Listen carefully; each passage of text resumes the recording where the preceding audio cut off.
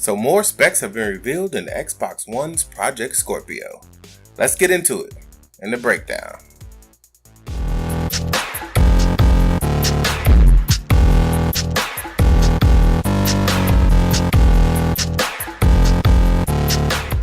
What's going on, people? It's your boy DaRealMastalin coming at you with some more gaming news. Now, Digital Foundry has done a little more tweaking with the insides of the Xbox One Scorpio. Before we get into it, as always, I want y'all to slam dunk on that like button. Subscribe here for more.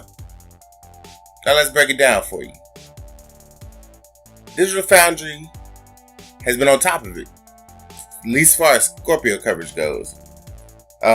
This article, which I'll link to in the description, is very techie based. It's a very lengthy article, but it's a good read. A lot of it, unless you know computers or programming language, it will go right over your head. I'm going to break it down to its core components so I can give y'all the general gist of what it means so you know exactly what you're getting into. Now, they talked to a couple of the Xbox engineering team. 3 in particular in this article. Kevin Gamble, who's the group program manager of Xbox Core Platforms.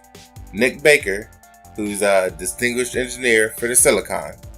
And Andrew Goosen, who's the technical fellow for the graphics. Now, each one had varying ranges of input. The article, mostly Goosen does a lot of the explaining for what things are, but basically the Xbox One Scorpio was built so custom in order to do 2 things. 1, keep the cost down, and 2, give you the system that they believe you deserve. In order to facilitate being able to run consistent high frame rates at the best resolution possible, they heavily modified the system. They heavily modified the CPU so much that Microsoft itself no longer refers to it as a Jaguar. It was a Jaguar base, and they just put console version of jet engine parts on it. And the way that they did it is what's remarkable. The amount of work that went into it, the amount of scrutiny that went into it, the amount of thought that went into it.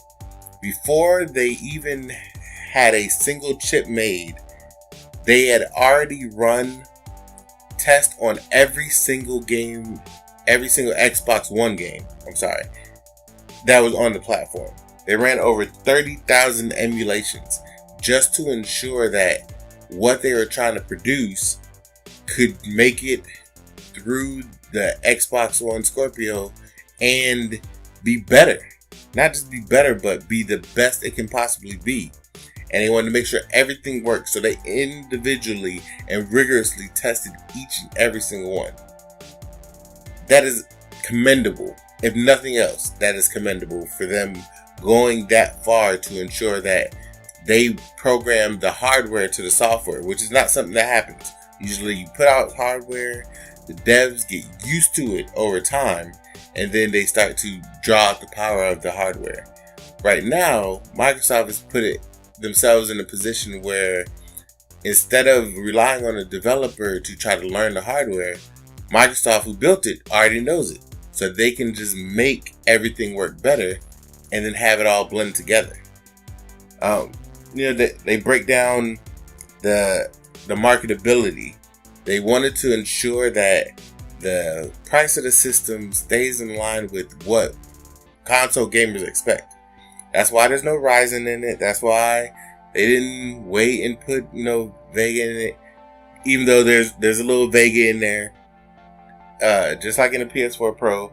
Only thing that the Pro has that Scorpio doesn't have is it doesn't have double rate FP16 processing, which is pretty much for checkerboarding. Scorpio has its own version of checkerboarding, the sparse rendering, I believe it's called, but it's not the same type of checkerboard rendering. So they don't have that, but completely irrelevant. Also, they went into game capture, and this is going to be big, especially for YouTubers and streamers like myself. 4K game streaming and capture, that is going to be huge, and with the ability to directly upload to YouTube. Because right now you got to go through a whole bunch of steps, like extra stuff to upload to YouTube from Xbox. But the ability to do it right off the bat and do it at the highest quality possible, because in the article they make sure to state that you will be able to stream your 4K 60 FPS experiences with an S. That is huge. Like there's no capture cards, really, at least not basic ones, that can do that right now. And for this to be put in a system is fantastic. It's just phenomenal. The amount of thought and future proofing that went into this system is remarkable. You can hate Xbox all you want. You can adore everything else, but you cannot deny that the amount of thought and care that went into making each and every single piece of this box, from what we've heard. Now, take that, with a big grain of salt, but from what we've heard, the amount of thought process that went into making this box is nothing short of tremendous. But yeah, let me know what y'all think. Read the article. Even if it kind of goes over your head, come back on here, drop a comment. Let me know what you want to know. I'll see if I can break it down for y'all.